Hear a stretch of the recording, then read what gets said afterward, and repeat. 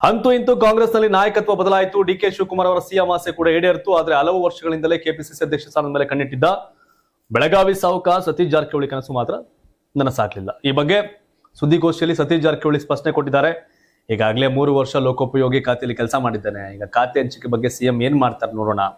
ನನಗೆ ಕೆಪಿಸಿಸಿ ಅಧ್ಯಕ್ಷ ಸ್ಥಾನ ಕೈ ತಪ್ಪಿದ್ದಲ್ಲ, ಹೈಕಮಾಂಡ್ ನಾಯಕರು 1 ಮ್ಯಾನ್ 1 ಪೋಸ್ಟ್ ಅಷ್ಟೇ ಅನ್ನೋ ಮಾತನ್ನ 2 ತಿಂಗಳಿಂದ ಹೇಳ್ತಿದ್ದಾರೆ. ಡಿಕೆಶಿ ಅವರು ಬಂದಾಗ ಕಾರಣಗಳಿದ್ವು. ಮಂತ್ರಿ ಆಗಿಲ್ಲ ಅಂದ್ರೆ ಕೆಪಿಸಿಸಿ ಅಧ್ಯಕ್ಷ ಆಗ್ತಿದ್ದೆ. ನನಗೆ ಮಂತ್ರಿ ಸ್ಥಾನವೂ ಬೇಕಿತ್ತು ಎಂದು ಜಾರಕಿಹೊಳಿ ಅವರು ಸ್ಪಷ್ಟನೆ ನೀಡೋ ಪ್ರಯತ್ನ ಮಾಡಿದ್ದಾರೆ. ನಾನೇನು ಸಿಎಂ ಕಾಂಪಿಟೇಟರ್ ಅನ್ನೋದನ್ನ ತೋರಿಸಲು ಕೆಪಿಸಿಸಿ ಅಧ್ಯಕ್ಷ ಸ್ಥಾನ ಕೇಳಿಲ್ಲ. ಸಿದ್ದರಾಮಯ್ಯ ಸಿಎಂ ಆಗೋಕೆ ಈ ಹಿಂದೆ ಅಧ್ಯಕ್ಷರಾಗಿದ್ರ. ಸಿಎಂ ಆಗೋಕೆ ಅಧ್ಯಕ್ಷ ಆಗ್ಬೇಕು ಅಂತೇನಿಲ್ಲ. ನನಗೆ ಅಧ್ಯಕ್ಷ ಸ್ಥಾನದ ಜೊತೆಗೆ ಸಚಿವ ಸ್ಥಾನ ಎರಡೂ ಬೇಕು ಅಂತ ಹೇಳಿದ್ದೆ ಅಂತ ಜಾರಕಿಹೊಳಿ ನಾನು ಮನಸ್ಸು ಮಾಡಿದ್ರೆ ಕೆಪಿಸಿಸಿ ಅಧ್ಯಕ್ಷನಾಗ್ತಿದ್ದೆ ಎನ್ನುವಂತೆ ಮಾತನಾಡಿದ್ದಾರೆ. ಕೆಪಿಸಿಸಿ ಸ್ಥಾನ ಕೈತಪ್ಪಿತು. ಮುಂದೆ 2028ಕ್ಕೆ ಸತೀಶ್ ಜಾರಕಿಹೊಳಿ ಸಿಎಂ ಆಗ್ತಾರಾ ಅನ್ನೋ ಪ್ರಶ್ನೆ ಉತ್ತರಿಸಿ ಸತೀಶ್ ಜಾರಕಿಹೊಳಿ ಅವರು ನೋಡೋಣ, ಇನ್ನು 2 ವರ್ಷಗಳು ಇದೆ, BK ಹರಿಪ್ರಸಾದ್ ಮುಂದೆ ಸಿಎಂ ಯಾಕಾಗಬಾರ್ದು ಎಂದು ಪ್ರಶ್ನೆ ಮಾಡಿದ್ದಾರೆ. ಇದೇ ವೇಳೆ ಜಮೀರ್ ಆಡಿಯೋ ವೈರಲ್ ಬಗ್ಗೆಯೂ ಮಾತನಾಡಿದಂತ ಸತೀಶ್ ಜಾರಕಿಹೊಳಿ ಅವರು ಜಮೀರ್ ಅಹಮದ್ ಅವರ ಶಕ್ತಿ ನಮ್ಗೆ ಅವಶ್ಯಕತೆ ಇದೆ. ಜಮೀರ್ ಆಡಿಯೋ ವೈರಲ್ ಹಿಂದೆ ಕೈವಾಡ ಇದ್ದೇ ಇದೆ ಎಂದಿದ್ದಾರೆ. ಬಿಜೆಪಿ ಅವ್ರ ಕೈವಾಡ ಅಲ್ಲ, JDS ಕೈವಾಡ ಅಲ್ಲ. ಜಮೀರ್ ಅಹಮದ್ ಖಾನ್ ಅವ್ರನ್ನ ಮಟ್ಟ ಹಾಕಕ್ಕೆ, ಅವಾಯ್ಡ್ ಮಾಡಕ್ಕೆ, ತುಳಿಯಕ್ಕೆ ಕಾಂಗ್ರೆಸ್ನವ್ರದೇ ಕೈವಾಡ. ಜಮೀರ್ ಅಹಮದ್ ಖಾನ್ ಎದುರಾಕೊಂಡ್ರೆ ಏನಾಗುತ್ತೆ ಅಂತ ಹಿಂಗೆ ಎದುರಾಕೊಂಡ್ರೆ ಮುಂದಿನ ಎಲೆಕ್ಷನ್ ಗೊತ್ತಾಗುತ್ತೆ. ನಾನ್ ಜಮೀರ್ ಅಹಮದ್ ಖಾನ್ ಕ್ಲೀನ್ ಕೃಷ್ಣಪ್ಪ ಹಿಂಗೆ ಹಂಗೆ ಅಂತ ಹೇಳ್ತಾ ಇಲ್ಲ. ಬಟ್ ಆ ಪಾರ್ಟಿಗೆ ಒಂದು ಶಕ್ತಿ, ಕಾಂಗ್ರೆಸ್ಗೆ ಶಕ್ತಿ ಜಮೀರ್ ಅಹಮದ್ ಖಾನ್. ಮುಸಲ್ಮಾನರ ನಾಯಕ ಜಮೀರ್ ಅಹಮದ್ ಖಾನ್. 80-85 ಲಕ್ಷ ಮುಸಲ್ಮಾನರು 30-35 ಲಕ್ಷ ವೋಟನ್ನ ಟರ್ನ್ ಮಾಡಕ್ಕೆ ಕೆಪಾಸಿಟಿ ಇರೋ ವ್ಯಕ್ತಿ ಜಮೀರ್ ಅಹಮದ್ ಖಾನ್. ಅಂದ್ರೆ ಕಾಂಗ್ರೆಸ್ಗೆ ಗೊತ್ತಾಗ್ಲಿಲ್ವೇ? ಅದು ಗೊತ್ತು. ಈ ಸೇಡಿನ ನಡುವೆ, ಸಿಟ್ಟಿನ ನಡುವೆ, ಷಡ್ಯಂತ್ರ ನಡುವೆ ಎಲ್ಲರ ವಿರುದ್ಧ ಮಾಡ್ತಾರೆ, ಎಲ್ಲರ ವಿರುದ್ಧ ಷಡ್ಯಂತ್ರ ಮಾಡ್ತಾರೆ. ಹಾಗಾಗಿ ಜಮೀರ್ ಅಹಮದ್ ಖಾನ್ ವಿರುದ್ಧ ಕಾಂಗ್ರೆಸ್ನಲ್ಲೇ ಒಂದು ರೀತಿ ಷಡ್ಯಂತ್ರ ಆಯ್ತು. ಅದರ ಪರಿಣಾಮ ಸದ್ಯಕ್ಕೆ ತಪ್ಪಿದೆ. ನೆಕ್ಸ್ಟ್ ವಿಸ್ತರಣೆ ಆದಾಗ ಜಮೀರ್ ಅಹಮದ್ ಖಾನ್ ಇಲ್ಲದೆ ಕ್ಯಾಬಿನೆಟ್ ಇದ್ರೆ, ಜಮೀರ್ ಇಲ್ಲದ ಕಾಂಗ್ರೆಸ್, ಜಮೀರ್ ಇಲ್ಲದ ಕ್ಯಾಬಿನೆಟ್ ಕಾಂಗ್ರೆಸ್ಗೆ ಲಾಸೆ. ರಾಜ್ಯ ಕಾಂಗ್ರೆಸ್ನ ಹೊಸ ಸಾರಥಿಯಾಗಿ ಹಿರಿಯ ನಾಯಕ BK ಹರಿಪ್ರಸಾದ್ ಪಟ್ಟಕ್ಕೇರಿದ್ದಾರೆ. ಕೆಪಿಸಿಸಿ ಹೊಣೆ ಹೊತ್ತಿರ್ತಕ್ಕಂಥ BK ಹರಿಪ್ರಸಾದ್ ಅಧಿಕಾರ ವಹಿಸಿಕೊಂಡ ಮೊದಲ ದಿನವೇ ಪಕ್ಷದ ಸಚಿವ ಸ್ಥಾನ ವಂಚಿತರಿಗೆ ಮತ್ತು ಅಧಿಕಾರದ ಆಸೆಯಲ್ಲಿರೋ ನಾಯಕರಿಗೆ ಅತ್ಯಂತ ಕಠಿಣ ಸಂದೇಶ ರವಾನಿಸಿದ್ದಾರೆ. ಯಾರಿಗೆ ಅಧಿಕಾರ ಮತ್ತು ಸ್ಥಾನಮಾನ ಬೇಕು ಅವರು ಸಿಎಂ DK ಶಿವಕುಮಾರ್ ಜೊತೆಗೆ ಹೋಗಿ ಪಕ್ಷವನ್ನ ಸದೃಢವಾಗಿ ಬೆಳೆಸಬೇಕು ಅನ್ನೋರು ಮಾತ್ರ ನಮ್ಮ ಜೊತೆಗೆ ಬನ್ನಿ ಅಂತ ಹೇಳುವ ಮೂಲಕ ಸಚಿವ ಆಕಾಂಕ್ಷಿಗಳಿಗೆ ನೇರವಾಗಿಯೇ ಬಿಸಿ ಮುಟ್ಟಿಸಿದ್ದಾರೆ.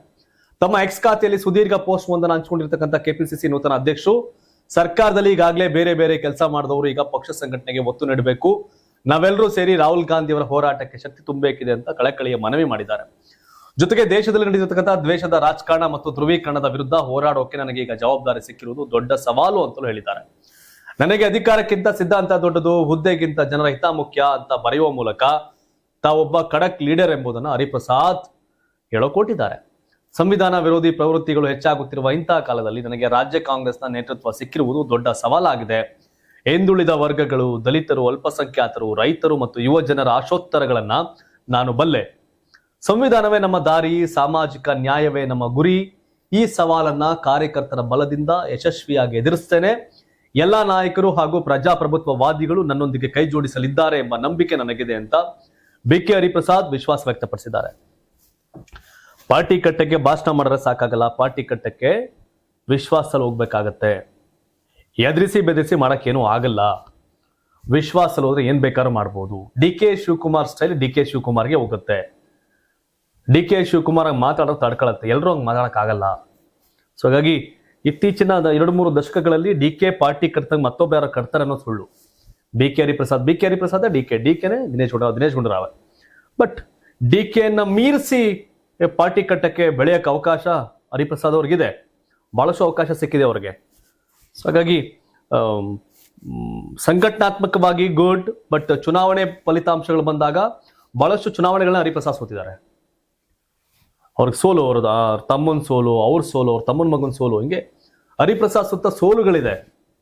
ಆ ಸೋಲುಗಳು ಯಾಕಾಯ್ತು ಅಂತ ಪರಾಮರ್ಶೆ ಮಾಡ್ಕೊಂಡ್ರೆ ಅವ್ರ ಪಾರ್ಟಿ ಗೆಲ್ಸ್ಬೋದು.